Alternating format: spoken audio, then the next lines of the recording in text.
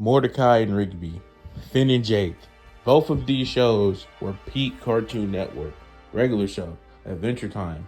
Two of Cartoon Network's most recently loved and most treasured shows that both have made big comebacks in the animated, department, considering that they both will be getting revives and continuations, as we've heard. With that being said, I think that it's finally time for me to do the video that I prophesized a long time ago in another video. Don't know which one it was, not going to get into that. But what I will say is thank you guys for the continued support on the channel. And I can't wait to keep making more content for y'all. I know that this is really starting to get old, and I really have a hard time trying to pin down what my next video will be. And not from the particular standpoint of knowing what to make. I know what I want to make, but the time frame that I immediately start trying to make the video comes when it's like already like 5 or 4 days after my previous video. So it's practically like I end up like in this section where it's like, wow, the video literally is not going to drop until 7 or like 6.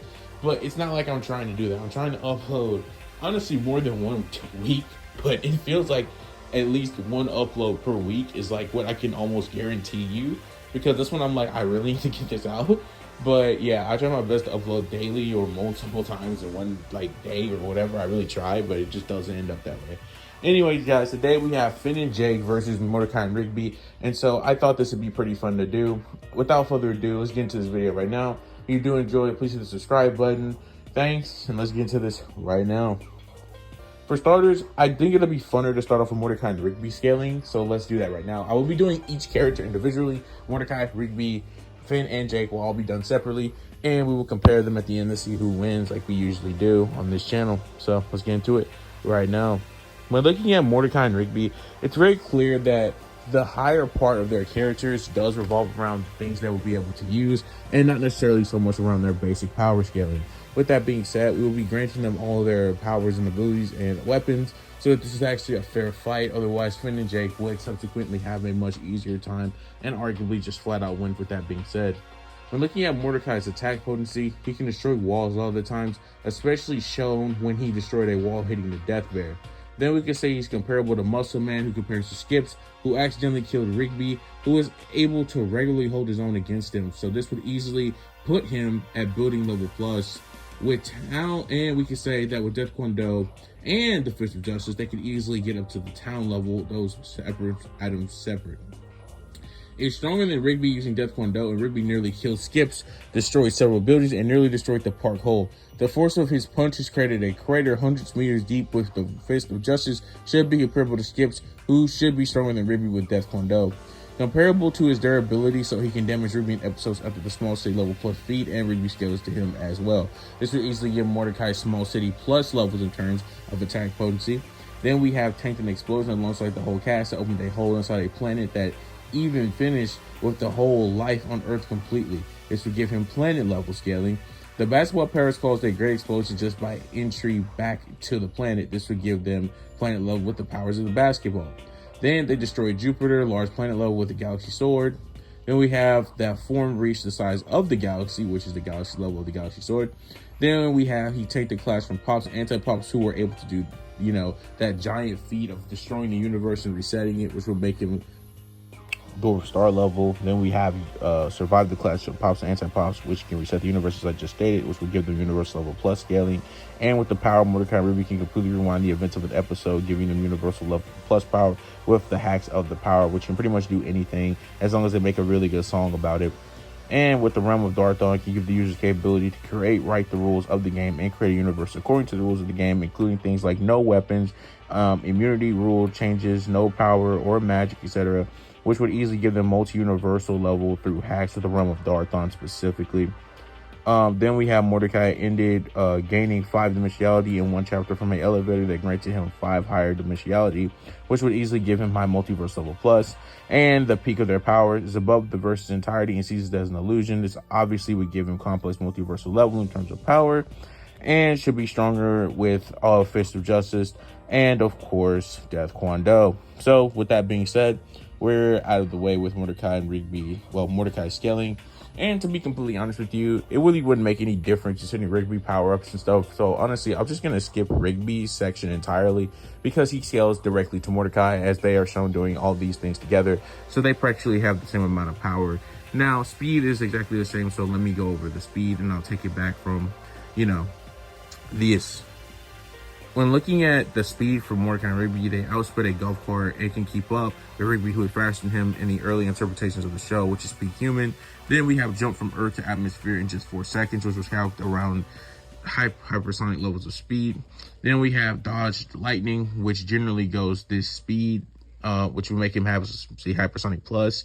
And they dodge lasers multiple times, casually dodged a ray, run off a attack made of pure light, and over 1.5 trillion times faster than light, can wield a sword tens of thousands of light years long, travels through the solar system in seconds while playing a basketball match with ships, and can drive through planets in seconds, has dodged lasers, able to hit others in the cast with MLTL plus reactions, and can keep up with post pops and anti-pops with ships, and both traveling through the solar system in seconds, flew off a black hole, and are superior to light years feet, which will give them MFTL plus speeds.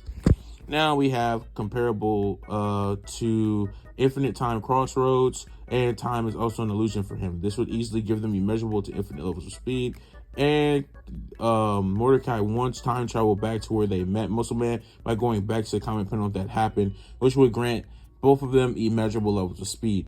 Now, taking this all the way back, I just want to make this very clear that the highest scaling that I really think Mordecai and Rigby are deserved of is MLTL plus. Although the comics are canon and that did actually happen, I still, don't really want to give me measurable levels of speed, but I will definitely add it if you really want to do it, but I'll maybe do like 2 different versions of it with that being said. Now, with that being said, we can now get into Finn and Jace scaling. So let's do that right now. When looking at Finn, it's very easy to see that his AP started around his ability to best Ice King on several occasions, who was capable of freezing the entire planet and surviving an explosion from Maja, the Sky Witch, which in turn killed her, who was capable of turning the moon into an eyeball, has taken on Marceline in the past, who stomped a Crabbit, who could take hits from Maja, the Witch, while weakened. And this would easily give him moon level attack potency. With the Golden Sword, the sword was turned 4th dimensional, making it a hyper mass and infinitely beyond anything of 3D size. So this would give him universal level plus scaling. Dreamed up the entire Puhu reality and destroyed it upon awakening. In Adventure Time, every reality is dreamed up by a dreamer, and he flew by Glob, a being who exists outside of all dimensions to get back to his universe, the third orb, supporting he indeed made a universe. This would mean that he has universal plus scaling even further by this. He equaled a Fern in combat, who can cut the hand off the Lich, and heavily wounded Argalord, whom are both primordial monsters that existed before time and logically survived the Big Bang, portrayed as comparable to Jake, who tanked the Big Bang and the entire timeline of the universe, crushing him. Logically does the same thing to get back to reality. Jake as well takes on Beast created by Glob. This would easily give him universal plus further scaling. And as we look even further, he was stated to be never met anyone stronger than them, with Jake agreeing despite knowing Prismo, who can destroy entire timelines. The crossover and thereby Farmland timeline story arc is canon to the comics, which would easily give Finn low multiversal levels in terms of attack potency. When looking at Finn's speed, he was able to react to the speed he was going at when he tagged Arcatoc, who is beyond space-time and comprehension. This easily give Finn immeasurable levels of scaling. But let's dial it back some and say that the attack speed is probably massively hypersonic. This is why I say this. Has the crown, which allows you to use lightning attacks. That's what Ice King can do, and that was why I would say he has massively hypersonic. Also, he's capable of dodging lightning from Ice King, comparable to random heroes who can react to natural lightning, and kept pace with Ice King several times, who flew into outer space in a few seconds, which is why I say massively hypersonic. But if you want to say immeasurable, I'll like I said, I'll do a version for both of those circumstances. Now, looking beyond that, we can now go talk about Jake, who is right here. Looking at Jake the dog, it's fair to say that he's able to stretch out to cover the entire planet, which will give him planetary levels of attack potency.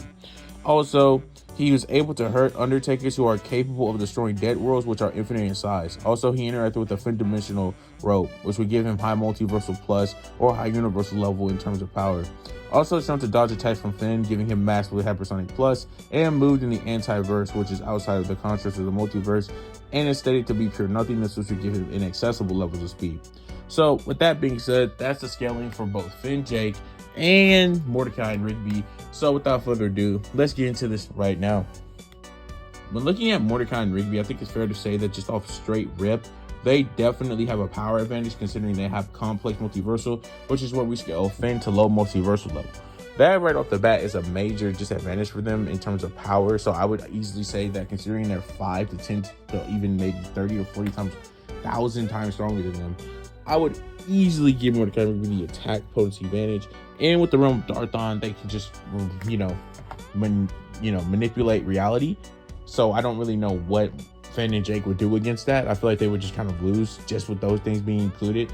Removing the realm of Darthon and taking an immeasurable speed scaling. By the way, in terms of speed scaling, Mordecai and Rigby, if you take into the account that I said that Mordecai and Rigby would probably be in the MLTL plus ranges, and that that Finn and Jake, would be in the massively hypersonic tiers, Mordecai and Rigby would be the hundreds to like 500,000s of times faster than them. In fact, it wouldn't even be close, especially considering that Mordecai and Rigby are pushing those high-end like speeds. Like we're talking about high-end MTL plus speeds, not like low tier.